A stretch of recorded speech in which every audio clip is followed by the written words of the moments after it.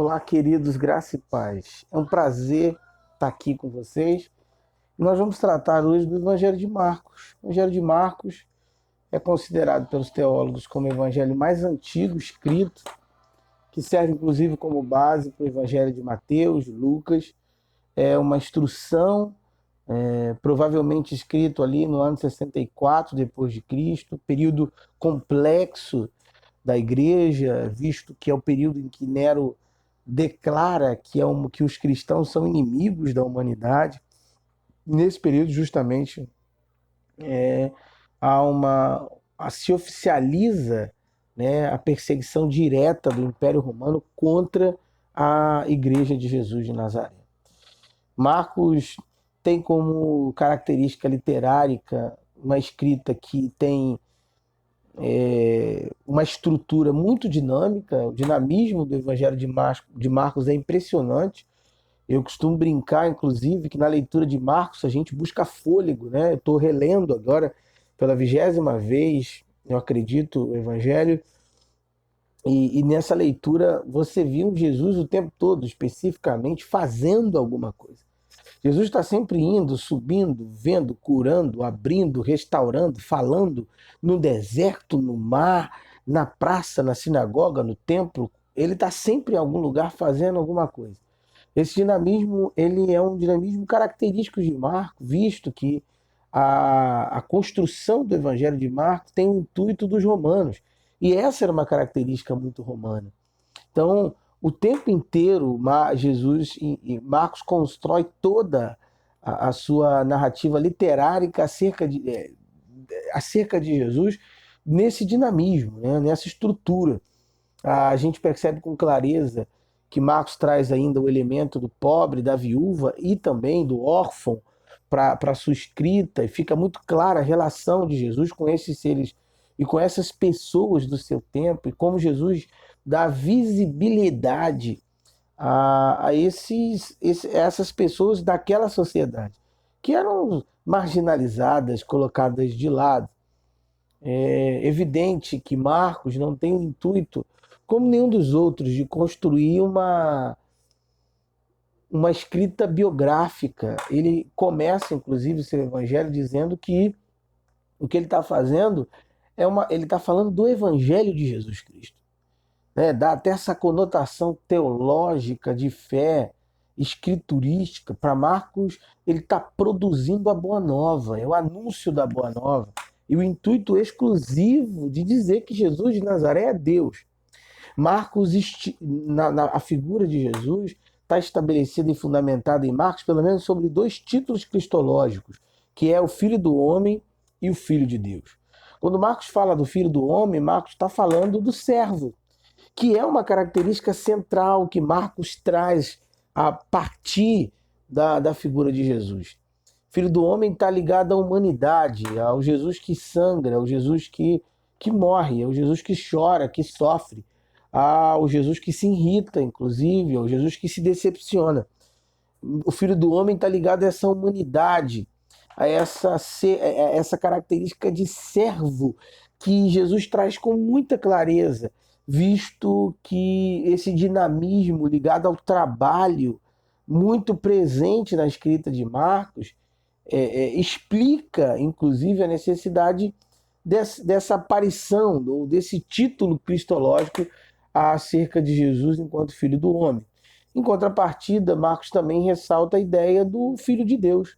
E aí, como Filho de Deus, o que Marcos traz é o conceito de Jesus como Deus. É a sua capacidade operosa de fazer milagres, de repente se ocultar entre a multidão, de conhecer o que os religiosos vão pensar ou tramar em seu coração, de controlar o mar, a terra, a tempestade, de multiplicar os pães. Essa relação, né, e essa operação de milagre, de se transfigurar perante ele, perante os discípulos, essas ações denotam, trazem o sentido de um Jesus Deus. E aí então Marcos ressalta tanto a divindade quanto a humanidade de Cristo. Ele mostra na leitura do Evangelho de Marcos, fica claro para nós a presença real de um Cristo humano e plenamente humano, e para um Jesus plenamente divino. Marcos tem essas características. Quando a gente também trata de Marcos, é importante a gente pensar um pouquinho sobre a questão do propósito. Qual é o propósito? Eu disse inicialmente que Marcos começa o seu evangelho falando que ele está escrevendo o evangelho de Jesus. Ou seja, ele tá falando da boa nova de Jesus de Nazaré. Então, inicialmente, como Mateus, Marcos tem um propósito querimático. Ele está trazendo uma mensagem. E a mensagem que está centralizada no Evangelho de Marcos é a mensagem de que Jesus de Nazaré é Filho de Deus, é o Salvador do mundo, que sobre ele repousa, inclusive, a, a salvação da humanidade. Ele é o homem perfeito, ele é o divino encarnado com o intuito de trazer o homem para si, de desfazer a inimizade vigente. Então, é inegável o propósito querimático do Evangelho de Marcos, o propósito de mensagem. Marcos tem essa característica de, inclusive, de determinar de que o reino de Deus chegou. E o reino de Deus chega com a pessoa bendita de Jesus. O reino de Deus chega com a aparição do Filho de Deus se mostrando enquanto caminho, verdade e vida. Então, quando a gente está falando do propósito desse livro, ou a mensagem que esse livro traz, a gente está vendo, de fato, Marcos preocupado com o melhor, se atendo a esse conceito de entrega, né, de mensagem, de demonstrar Jesus como o Filho de Deus, aquele que manifestaria o seu reino e a sua grandeza. O outro propósito é, obviamente, permitir com que os romanos tenham esse conhecimento.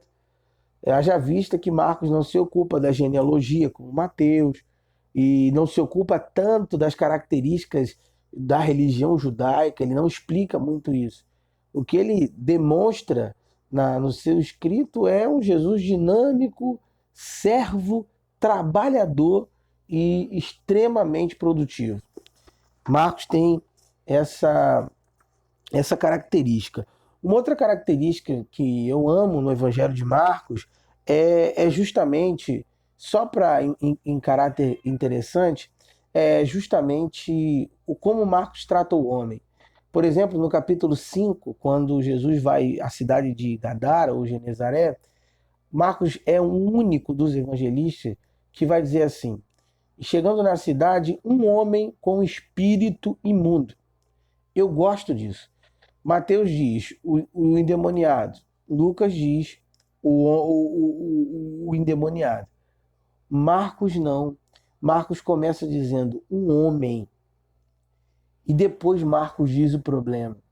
Eu acho isso tão fantástico, tão maravilhoso do Evangelho de Marcos, porque isso denota uma valorização da humanidade, uma valorização do humano, do homem em si, em detrimento a inúmeros rótulos e a inúmeras questões que aquele homem poderia ter de louco, de endemoniado, de varrido.